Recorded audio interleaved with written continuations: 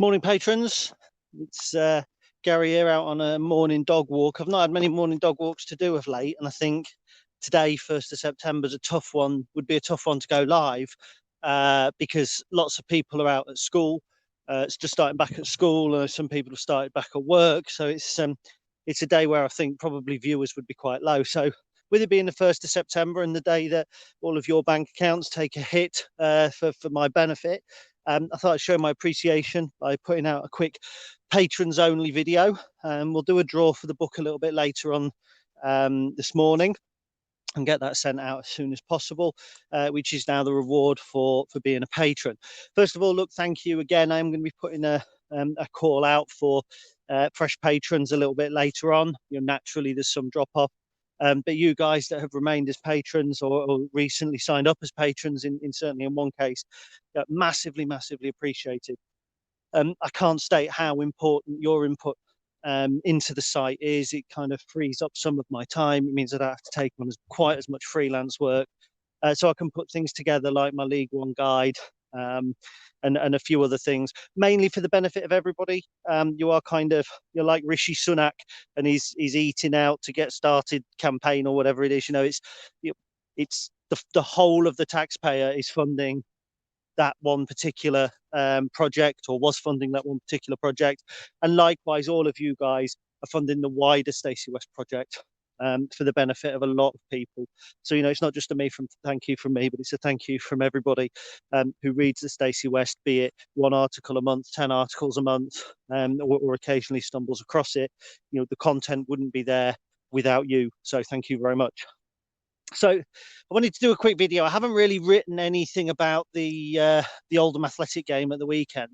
Obviously, we lost 2-1. I think, again, don't put too much weight in friendly results. I think it's more important to put it on performances. I thought we played very well. I think in the first 2/3 of the pitch, we looked very comfortable. We did get hit on the break twice, which could be a problem going forward in the season. But I don't think anything that we've seen in the friendlies is going to be massively reflected in the way that we play in the season. And by that I mean, if we're getting hit on the break in friendlies, I don't expect it to be the same problem through the season. Similarly, things like the pace of play, things like that. We're going to pick up the pace. I know that. So I just wanted to really run through at the moment my kind of 1 to 11 based on the friendlies, based on the first team that I'd like to see play. I'll probably do an article on this a little later in the week, or even after the Crew game for everybody. But it kind of gives you an idea of where I'm thinking at the moment, ahead of any potential transfers this week that I think are almost certain to happen this week or next week. So obviously at the moment we still only have the one goalkeeper. I mean, it's no secret that we're interested in Alex Palmer. We're desperate to bring him in, I believe, and he'll probably be our number one. I don't think Ethan Ross has had a terrible pre-season. I think he's looked big, he's looked strong, he commands his area well. He hasn't had a lot to do in the games we've seen. We didn't see the Leicester game that we lost 3-2. But he didn't have an awful lot to do against Salford after their initial goal. He had barely anything, I think, to do against Scunthorpe. But what he did do, he made the odd save.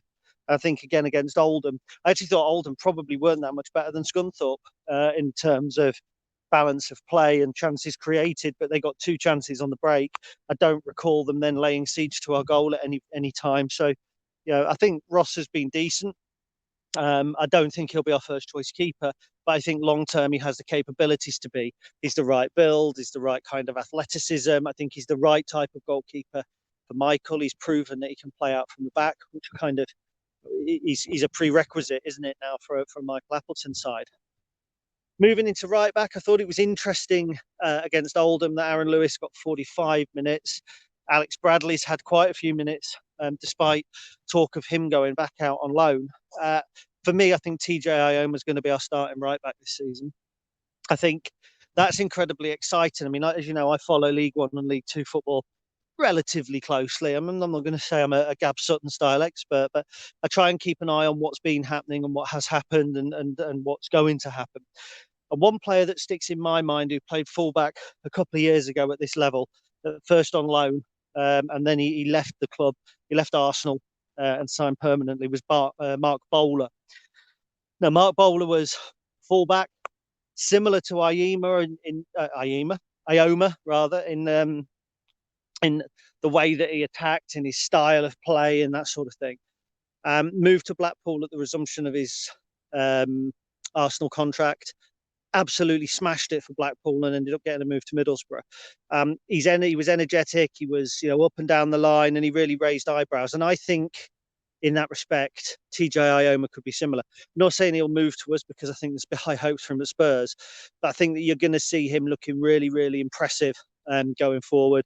There was a lad at Rotherham as well, wasn't there, from Man United, Matt Olasunde, I think. And I kind of like that kind of energy, that fresh pace, that youthfulness on the flank.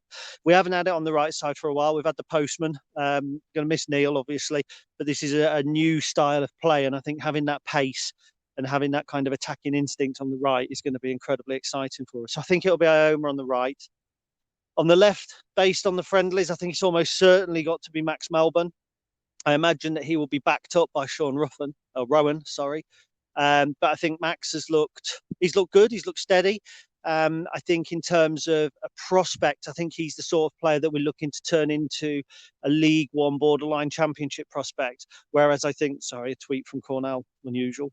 Whereas I think that, the likes of Teo Eden, for instance, we're hoping to move on quite quickly. But I think that Max is, he's got the potential to be up there, but I think at the moment he's looking more settled and likely to kind of be a player at our level, if you know what I mean, rather than one who progresses on. I might be wrong, but he's athletic. He can get into the middle and play centre back as well if we need him to be. But I think he'll be our first choice left back. Just got to switch arms. In the centre of defence now. Much depends here on fitness because, as I understand it, Adam Jackson's had a knock. I think if we were to start tomorrow with a clean bill of health, my money would probably be on Adam Jackson being our starting right-sided centre-back. But at the moment, I don't know whether he's going to be fit to start the season or not. There isn't a lot of direction on that, and it's not surprising really at this stage. Based on the friendlies, and based on the fact that Monsma is impressed, I can see him starting on the other side of defence. Now, it makes it a youthful defence. It places a lot of emphasis on both the goalkeeper in terms of organisation and whoever the final centre-back is, be it Joe Walsh or Adam Jackson.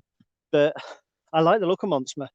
I really like the look of Monsma. I think he's looked impressive. I think he's looked comfortable on the ball. I think he's looked relatively fearless. So I'll say, for me, Monsma and Jackson starting pair. But Walsh and Monsma possibly to start the season if Jackson doesn't recover from the knock, which, I'm not saying he won't, but it's just in case. I'm then working on kind of a 4-3-3, which I think is what we've seen. So 3 central midfielders. Again, naturally Bridcut will start if he's fit. I'm not entirely sure, again, whether he is or not. He's missed a couple of pre-season games. As I understand that he will probably miss Crewe as well, but I might be wrong. But it'll be Bridcut almost certainly. I think then, based on the fact that Conor McGrandles didn't get any time at all against Oldham and it was a time for kind of fringe players to come in, I would imagine that McGrandles and Jones will be the other two. If Bridcut's not fit, then obviously we're looking at Eden, McGrandles and Jones. I think long-term Teo Eden's going to force his way into that reckoning. Against Scunthorpe, I thought he looked busy, looked competent. He's got a real forward energy. And one of the issues that people have spotted a little bit in pre-season, and bear in mind, we scored 4 against Scunthorpe.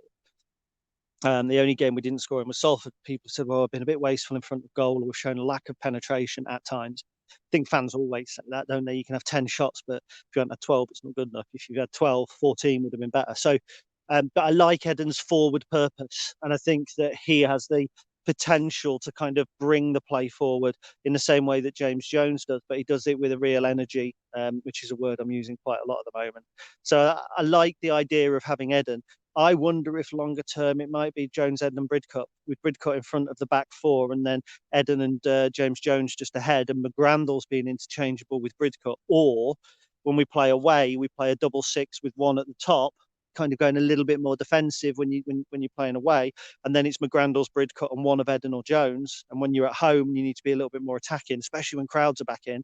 You play 2 in a more advanced position, and then Bridcut just in the holding role, or McGrandles just in the holding role, depending on you know, who we're playing and what style of player it needs. I mean, Bridcut could even play more advanced, so you could play McGrandles, then Bridcut and or Jones and Eden. So I think we've got some great sort of options there in the centre of midfield. And you know, if the trialist Ramirez Howarth is lucky enough to get himself a contract, and I can't see why he wouldn't be in terms of his application on the field. I think the only issue would have to be around budget. But if he were lucky enough to get himself a contract, he would be a nice little addition for things like the EFL Trophy, coming on late in games, maybe if we're looking to change things up a little bit. And he offers some real flexibility on the left and the right as well. So that'd be interesting. Obviously, Tom Hopper starts as our centre forward. You know, I've seen criticism of Tom from certain quarters. I was a little bit harsh on him, I think, in his first 4 games for us. But I think with Tom, you know, he scored 2 in 5 in the league season. He scored 2 in 4 in the friendlies. So if he was scoring, you know, 4 in every 9 games, you're talking probably he's going to get around 20 goals a season. I mean, how many games do we play? 40, 46. So he's going to get 4, 8, 16. He'd be more or less on 20 by the end of the season. A 20 goal a season striker is what you're after. So I think that you know, we need to get service to Tom. I don't like to see him coming out of the area a lot, and he likes that. He wants to get involved in link-up play, certainly over the course of the friendlies. And I've just felt at times that then he's been kind of out wide picking up the ball, and we've had nothing in the middle, which is a concern. But again, it's only the friendlies, so I'm not racking my brains to how we're going to solve it, or laying in bed at night tossing and turning. But you know, we've got to make sure that we've got bodies in the box, and it will rely then on the wide players to tuck in. Now, in terms of the wide players, the final 2 players that I've not named, this is where, yeah, I feel that there's a lot of unanswered questions still at the moment. Zach El-Bazedi would have been nowhere near my first 11 before the friendlies kicked off. I've been really impressed with him. I think he looks to have bulked up. He's got plenty of minutes under his belt. I have a sneaky suspicion, you know, that he might just get the nod to start on the right, potentially, or George Grant on the right and him on the left. I mean, I think Grant will almost certainly start. Kind of means Harry's got a battle on his hands for a first team place. Theo Archibald's got to come into that, and how he settles, you know, that could affect one of the two. I think George Grant's almost certain to start. We've seen him wear the vice captain. We've seen him wear the captain's badge. You know, he sat deep covering the Bridcut role this weekend. Really like George Grant. Really good player. Matured so much over the course of the last year. You know, absolute senior pro now, whereas at the beginning of the last year there was worries, potential concerns over what his minerals were going to be like for the season. He had been, you know, on the fringes at Luton, on the fringes at Mansfield. He's coming to us, and he's one of the first names on the team sheet, one would imagine. I also think there's the wild cards that at the time of recording we can't talk about, which is potential signings. Were we to sign Callum Morton, it would be hard for him not to be involved. Would he be then on the right-hand side of a 3-man attack with George Grant on the left? Potentially. You know, Morton could play a 10 role, so we could go to a 4-2-3-1, and then that means that there's 2 spaces in the central midfield for Jones, McGrandles, Bridcut, and Eden to battle for. So, you know, really, really interesting kind of demographic there, depending on what Michael wants to do. And I think it's the first time we're going into a season where we're not entirely sure what we're going to get. And I know that people have talked about a disconnection. People have talked about the current situation making it hard to get excited and all that sort of thing. For me, that's not the case. You know, I'm a Lincoln City fan. I love going to games, but that's not the be all and end all of me being a fan. You know, I like dissecting and discussing and analysing. And I want us to win games, whether I'm there or not. So, you know, if I'm not able to go, I'm still excited about the new season. I'm still excited about the fact that, you know, we're kicking off in League One, completely unknown. We've done that before. We've gone a little bit unknown before under the likes of Sutton and Tilson, and look what happened. But then I'm not saying that that's the case here. Michael Appleton's a respected coach. He's clearly assembled a talented squad, a squad that he believes is going to be the right blend of players and characters to see him through the season. And there's no reason, based on the pre-season friendlies, to assume that won't be the case. You look at teams like Ipswich. I mean, they got turned over 1-0 by Cambridge in their final pre-season friendly. Grimsby, I think, have had 1 pre-season friendly. You had Swindon got turned over. I can't think who that was by, some local non-league side. Portsmouth have already drawn just 3-3 with Stevenage in the Carabao Cup. You know, they're teams where the fans are looking at their results or the performances and going, this could be a dodgy season. You know, it could be tough. Whereas I think we're comfortable against Scunthorpe. We looked decent against Salford and Oldham. We didn't get the result, but again, it's not all about the results, but we looked decent. Ipswich came out of their game with Cambridge, having created very little with their strong first team out. We don't know what our strong first team is. So we are stepping into the unknown. And I think for football fans, that's always a little scary. Sorry, I can't get the sun right. It's lovely out here. I think, it is frightening, but it's frightening with an air of excitement. I'm not going into it hoping that there's 4 teams worse than us. I'm going into it knowing that there was 4 teams worse than us. And that all things being equal, we're capable of finishing outside the bottom 4. We're more than capable of finishing outside the bottom 4. If things go well, the players click, and some of the other players, develop. I mean, I'm not mentioning Anthony Scully, who's just different, isn't he? He's just different, enigma. I describe him as enigmatic. He's kind of a throwback. He reminds me of a Stan Bowles or a Paul Gascoigne or a Wayne Rooney, and he's just got that I don't give a shit attitude. And when he gets on, that's when he's on the ball. But he's also got the kind of giving a shit too much attitude when he's grabbing the ball out of the net from a pre-season friendly, and he's just got a fire in his belly, and he's got that kind of swagger. And I'm not sure where he fits in at the moment, but if we found a place for him, what did he score? 2 in 5 as well at the end of last season, and he's got one in the friendlies. We've even got the capability probably to go 4-4-2 if we really wanted, with Scully and Hopper as strikers, and that's without bringing somebody else in, which we'd need to.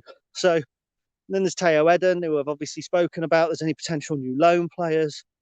Obviously we've talked about Sean Rowan a little bit, but where potentially does Alex Bradley fit in? Will he go out on loan? He's looked relatively good in pre-season. So there's plenty to be positive about. We're not MK Dons have just sold our big name striker. Bristol Rovers have done the same. So they're both trying to replace goals that they had at the beginning of pre-season. We're just trying to find goals, partly from the squad we've already got and partly from potentially a new signing. So look, that's my Monday morning chat anyway. Let me know by email or something like that if you're happy for me to share this video later in the week with my non-patrons. I'm acutely aware that I need to offer you guys something a little more. I'm going to try and keep doing that through the season, whether it's one-off quizzes, articles and things like that. I tend to like to share around everybody because obviously there's an awful lot of work goes into them, and patron-wise, I think there's 60 of you. And whilst it's great that you guys get that, I'm sure that you would also like that content to be shared with as many people as possible. But I will keep trying to produce you some exclusive content. So if you've got any ideas about what you might like as exclusive content as well, be it video, be it quizzes, be it something on a match day, I don't know, let me know. I'm always open to suggestions on the site. With games on iFollow, I'm up for doing one of those watch alongs. I mean, they make me cringe. I'd never film myself watching the game at Sincil Bank, but I'm happy to kind of maybe set something up and offer an alternative commentary or something to run next to Michael and Rob, or do you know what I mean? Just anything. I'm up for anything. You let me know what you want, and if I can do it, I will. So look, it's September for me. It's the first day of autumn. I know it's not, but September, October, November, autumn, December, January, February, winter, March, April, May, spring, June, July, August, summer. That's the way it should be. Feels more like the first day of summer out here, to be honest. Absolutely beautiful. So I'm going to finish off, or I'm going to do the next 6 teams on my preview later today, so that'll be out. But like I said, enjoy the rest of your day, patrons. Thank you very much for all of your support, and I'll speak to you soon. Cheers, bye.